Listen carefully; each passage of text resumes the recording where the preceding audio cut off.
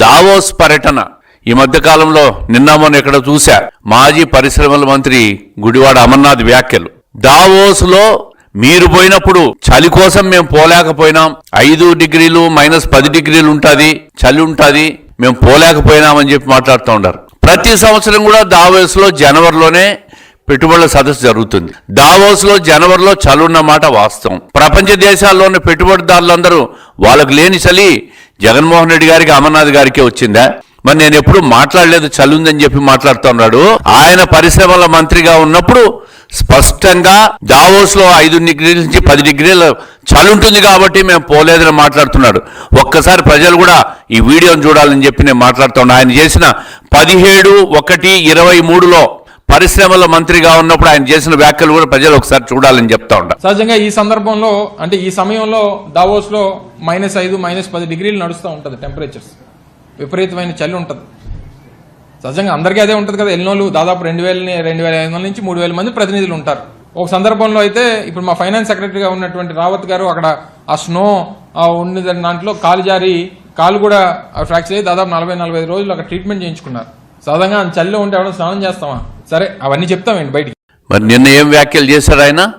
గుడివార అమర్నాథ్ గారు నేను ఆ వ్యాఖ్యలు చేసింటే ఛాలెంజ్ అని మాట్లాడుతున్నాడు. మరి ఈ ఛాలెంజ్కి నీ వ్యాఖ్యలకు ఛాలెంజ్కు ఏం సమాధానం చెప్తారు గుడివాడ అమర్నాథ్ గారు? ఇప్పుడు ఒక్కసారి ఆ రెండో వీడియో కూడా ఒక్కసారి ప్లే చేయండి, ప్రజలకు అర్థం కావాలి. దావోస్ లో చలిగా ఉంటది కాబట్టి మేము వెళ్ళలేదు అన్నటువంటి మాట చెప్పినట్టుగా ఒక తప్పుడు ప్రచారాన్ని లోకేష్ వారి తాలూకా భజన బృందం అంతా కూడా చేయడం మొదలుపెట్టింది. నేను ఈరోజు ఛాలెంజ్ చేస్తా ఉన్నా. లోకేష్ వస్తాడో లేకపోతే వాళ్ళకి మిత్ర బృందం వస్తుందో లేకపోతే వారు చెప్పినటువంటి వారు వస్తారో, నేను దావోస్ వెళ్ళినప్పుడు అక్కడ చలిగా ఉంటుంది కాబట్టి మేము వెళ్ళట్లేదు అనేటువంటి మాట ఎక్కడన్నా అని ఉంటే, ఎందుకంటే మీరు అందరూ ఆ రోజు ఉన్నారు, నేను నా పత్రికా సమావేశం ఇక్కడ ఉన్నటువంటి వారు చాలా మంది ఉన్నారు. ఎక్కడన్నా అనున్నట్టు చూపిస్తే నేను రాజకీయాల నుంచి మానేస్తాను. ఛాలెంజ్. నేను 40 సంవత్సరాల వయసు నాకు. మరి ఇప్పుడు అమర్నాథ్ గారు మీరు రాజకీయాలు మానేస్తారా? మీరు మాట్లాడిన 2 వీడియోలు మీవే, అవి కూడా ఆర్టిఫిషియల్ ఇంటెలిజెన్స్లో మార్ఫింగ్ చేశారని చెప్పే ప్రయత్నం చేస్తారా?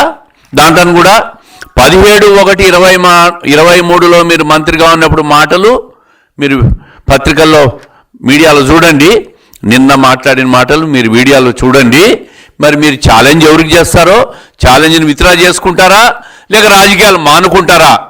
ఆ ఛాలెంజ్ మీకే విసురుతా ఉంటాను నేను. ఇదే చెప్తున్నా, ఇదే చలి అంటున్నారు జగన్మోహన్ రెడ్డి గారు, అమర్నాథ్ గారు. మరి లండన్కి ఎందుకు పోతున్నారు? లండన్ పోయినప్పుడు చల్లేదా? మీ వ్యక్తిగత పర్యటనలకు పోతున్నారు. బెంగళూరు పోయి మీరు సొంత డబ్బులు పెట్టుబడులు పెడుతున్నారు. లండన్లో మీ సొంత డబ్బులు అక్రమార్చనంతా పెట్టుబడులు పెడుతున్నారు.